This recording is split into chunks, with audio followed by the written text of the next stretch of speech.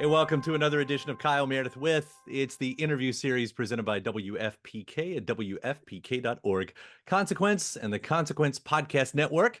Thanks as always for making your way here, for checking out the series. You know what to do if you like what you see, what you hear. Hit that subscribe button. I put out 3 new interviews every single week, so it's a great way to keep up with all of your favorite artists. And I'm so excited to have him back. Wallows is here with a new album, Model. Hello, guys. How's it going? What's up? I'm great. It's a pleasure to talk to you all again. The third album number 3. It's so good. You know, I say this a lot of times. You like a band, you start to invest your emotions into them, and nothing is guaranteed. So it's always a relief when they come back with a strong new record. And I just want to say congratulations off the bat. Thank you so much. Thank you. I'm really happy it resonates with you. It's amazing. Yeah, that's it. I mean, you get the debut and the sophomore album out of the way, and you all have been a band for much longer than those records, so you've probably been several different bands throughout your life. But what does it mean now because for a lot of artists, like, album number 3 is the one where you sort of prove, like, this is who we can be, if that makes sense. Yeah, that does make sense. I feel like the debut album always felt like this thing you're working towards as a band when you first start, and because it's the first one, you don't have an album out yet, so it always feels like you have your whole life to kind of write it. That's what they say, even though it wasn't our first project, because we had singles and some EPs and stuff, but or an EP. But the third album definitely feels like, it almost weirdly feels like the most freeing album to make, because you do have like a history to look back on, and you kind of know where you've been as a band, so you kind of know where you want to go a little more, and you feel like you can easily challenge people that listen to you, as well as we wanted to make a very enjoyable, easy listening album in one sense as well. Like, you could just put it on and just listen to it, not overly challenge someone, but also be challenging as well. So it's yeah, it is freeing, I'd say, the third album. It's not confusing at all. That's I try to speak in what am I in puzzles? Yeah. No, I do love that, because that's the other thing, right? Because for a lot of artists, especially, like, every new album in some sense is a reaction to the previous album. Like, because we always talk about going forward and being not the same thing or whatever. I don't know if that holds true. Is that the same thing? Because this doesn't sound like the last record, but it's still, like, it has that sound, that Wallows sound that's there. Yeah, I think that's a great point. I've never really, I think you just reduced our feelings down from one. You're welcome. That's great. Yeah, thank you, Kyle. But yeah, it's like with this record, I think we actively wanted to approach it differently than we did our last. Tell Me That It's Over, our second record, we did sort of sporadically throughout 10, 11 months, and worked on it sort of a little bit at a time, and really spent a lot of time on each song, kind of overthinking and just trying stuff and different versions and styles. And I think that that yielded something cool for us and something different. But we then, going into our third record, reacted to that, and we're like, okay, let's try and do this quick. Let's do a lot of songs. Let's not overthink, go more lean and mean compared to last time. And yeah, it's different. I think ultimately every time we go to do any sort of project, we learn something. And with this one, I think we learned that we prefer to work sort of quickly, more off the cuff, operating a little bit more with a deadline, kind of under pressure a little bit. Because even though we had way less time, we did more than double the songs this time. Mm-hmm. And I know the record's only 12, but we just ended up with so much material, and really were able to have that perspective and put together what we think is the best third record for us. Yeah, it's when you got that many songs, and of course you have the album, and then a lot of times you'll have the deluxe edition or the bonus tracks or whatever. When you think about it, and I don't know if you do, and I don't even know if this is going to have that sort of release schedule, but for a lot of times you think of this group of songs as an album, and this is the beginning of the album and the end of the album, and then the bonus tracks comes out, which they're bonus to us. They're just still the same sessions to you all. But does that then change, does that change how you mean for the album to be heard? I'd say yes, because I feel like we definitely this was because we have more material than ever from the studio. The track listing process took us longer than ever, and not even like it took forever, but like we just spent more time trying different versions and different sequencing and whatnot sequences, and we ended up leaving off some of our best songs, and we definitely left off some songs that I think would be some of our fans' favorite songs.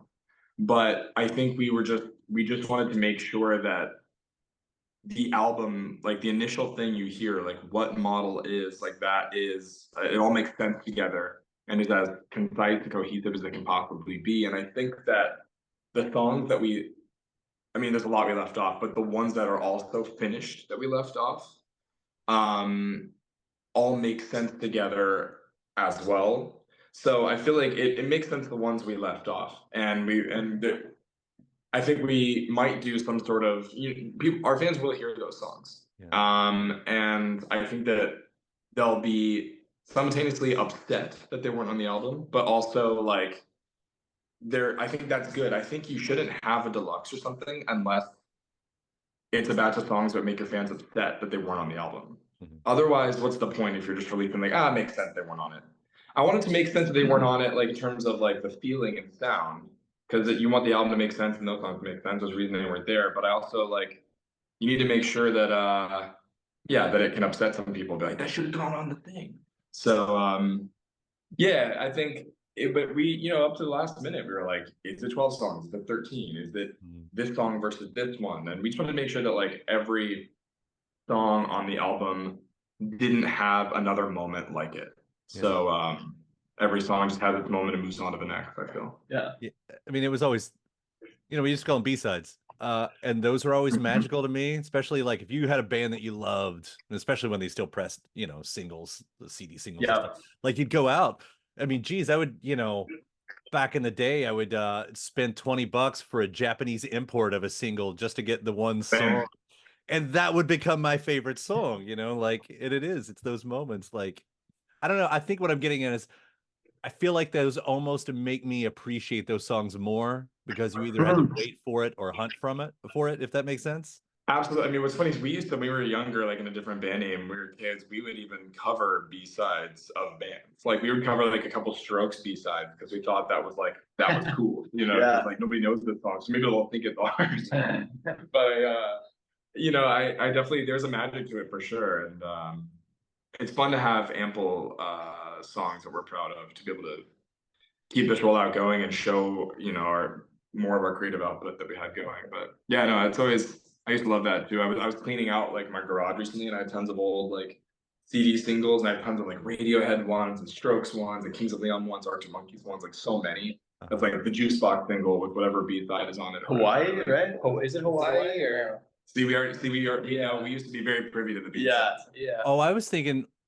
See, when you said jukebox, I was like, oh, that's the one where because he did the thing with Eddie Vedder with "Mercy Me."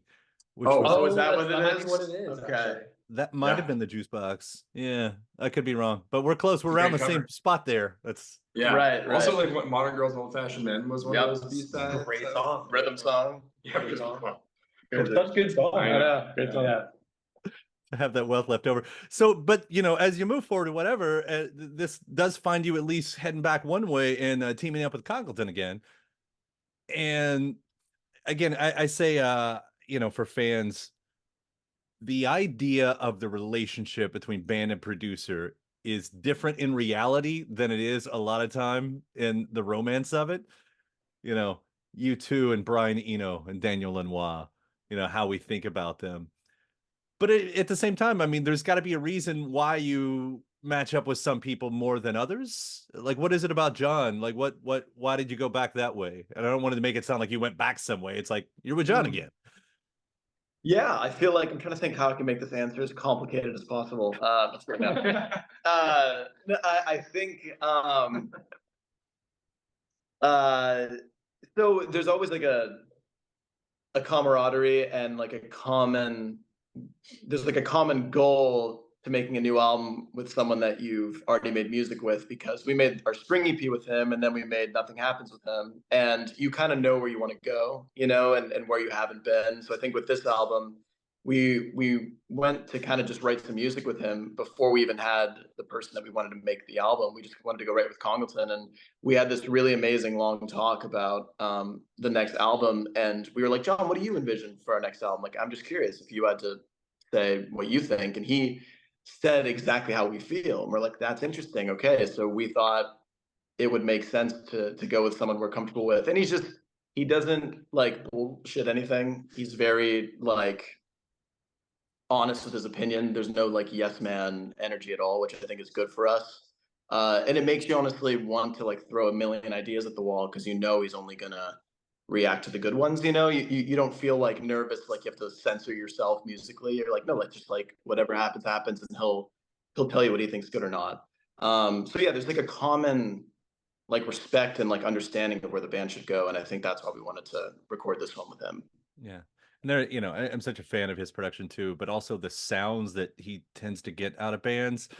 Like there's some great, I guess you'd say, post-punk moments on this album. Like I was thinking about the bass line of Anytime Always, the name of the track. That's right, yeah. Yeah, like that bass line, like that's a serious like post-punk drive to me that's in there, which is not, I mean, we talk about the Strokes, sure, and they almost fit in that, but that's not exactly a genre that I would think that you guys might be pulling from. Or is it? I mean, I think mostly no, but also why not? Like, sure. I think that choice for Anytime Always was a pretty like John inspired decision. Like I think for that we had trouble with that demo because it was this Frankenstein of like two ideas like trying to be slammed together into one, and we ended up with this sort of like really long, and like when we played it for John was like, this is really confusing, like I don't really know what melody I'm supposed to latch on to, and like I don't know how to like make sense of this. Like it made sense to us because we were really intimate with the demos, but then him hearing it for the first time, he's like we need to like trim this up because it's crazy. And he brought up the Blondie cover of Hanging on the Telephone, right? Mm-hmm. Which like that song is just like straight like to the chorus in like 2 seconds. And so we were inspired by that and like just trimmed all the fat of the song and like don't bore us, like we went straight to the chorus. And there it is. Yeah, that post-punk thing, I think that's John is definitely cut from that cloth, which is really cool. And yeah, I think that was just how that happened, right? Yeah. Well, there's so many cool sounds throughout it. I mean, Canada has got that great mood, and that top line is perfect. That top line melody, I love that. And then, Going Under. I mean, Going Under. I was listening to that song, and I was like, it's almost like if Tame Impala got together with Nick Cave. Or at least that's how I hear it, you know. And I think you could throw out probably 10 other references that would make sense in that. But to hear all of these different sounds and how they come together, I mean, it's just, I say it again, I know it's not a question, it's just really impressive. Thank you. Thank you. That's really awesome. Thank you. Yeah. Appreciate that. For you know, for a lot of the lyrics, I don't mean this to be an either or question, but is it an album of heartbreak or infatuation? I guess it sort of ends up being both. But I think it's I know that Braeden's songs that he sings are kind of like, and the one that we share, A Warning. Sorry, we gotta. Sorry. Yeah, we gotta ignore the call for you, Kyle. No, but I think like there's some songs that lean like in a heartbreak direction for sure, but like but then there's a lot of songs that I wrote the lyrics for that are definitely mostly involved with infatuation and like being in love and falling in love. And yeah, I think it definitely leans more on the like optimistic side of the record, especially with where it ends up.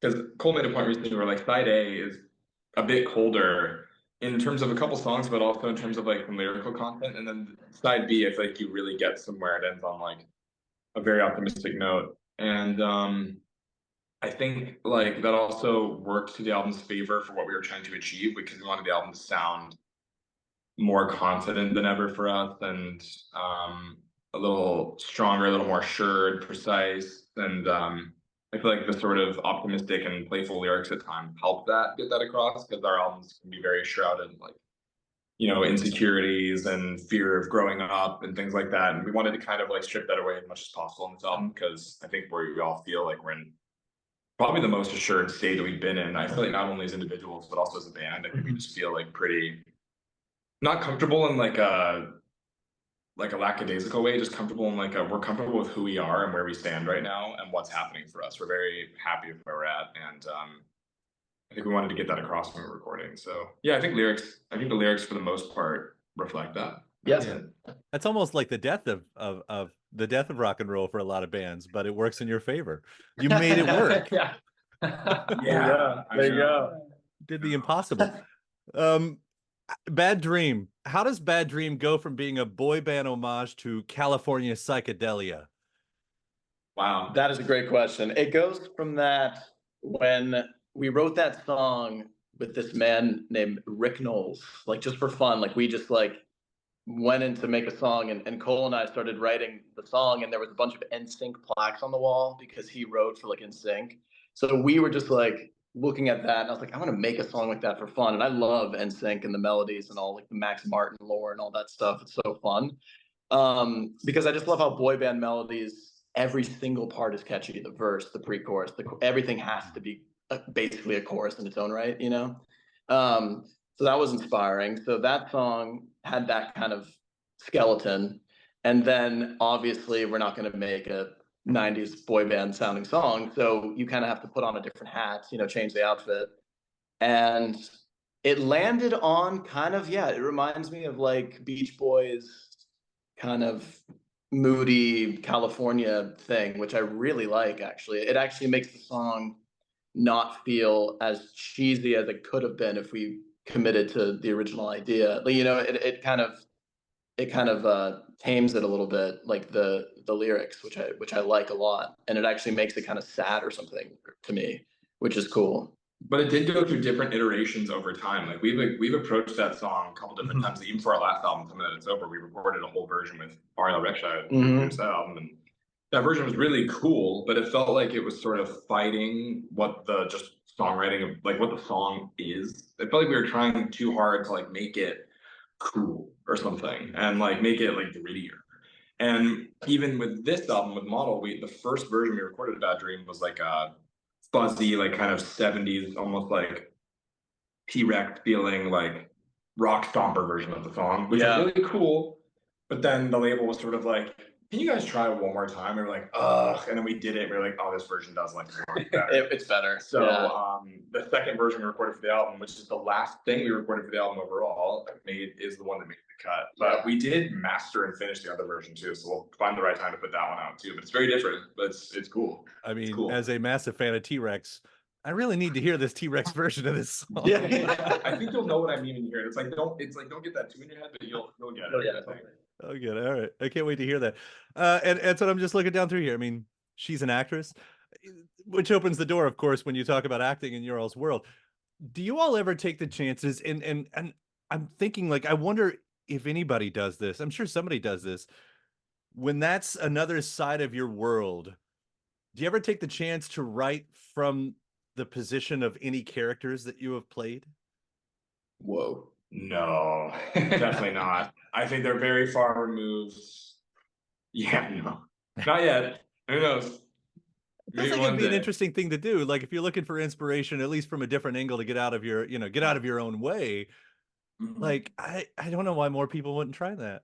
I don't know. Maybe there's a reason why they don't try that. Maybe that's. I mean, that's interesting. Maybe, yeah. Actually, Your Apartment was written from the perspective of a character that I played named Iggy Thistlewhite in the NBC live action adaptation of The Year Without a Santa Claus. John Goodman as Santa Claus, and I think that was maybe where I wrote Your Apartment. That's funny. Now it's canon. Funny. Now you've said it. Now it's true. Yeah, you're the first to hear it. This is exclusive. That's great. I do. I love how all this works together. I love the visuals and the short film that you guys have done, and I just love this. In the covers, the couch, like that you're doing, in some of the videos too. Like, especially like having been with bands that have toured and slept on these couches and in the vans, like the basements that you know, crash in, like there's something beautifully ugly beautiful about this whole thing that you all have created. Thank you. That's, yeah, we've definitely encountered many a spooky couch on tour. Yeah. Like you don't know where it's been, what happened, but it's always there to support you sitting on it. It's always there for you. Well said. There couldn't have been better words to wrap up this interview. That's Oh yeah. No, congrats on it. Seriously, this record is so good. It's so great to have you guys back with new music, and thank you all so much for taking the time to talk about it. Seriously, it really is a pleasure. Well, thank you. Yeah, Thank you, Kyle, thank you so much, for man. listening and taking So that fun. shit.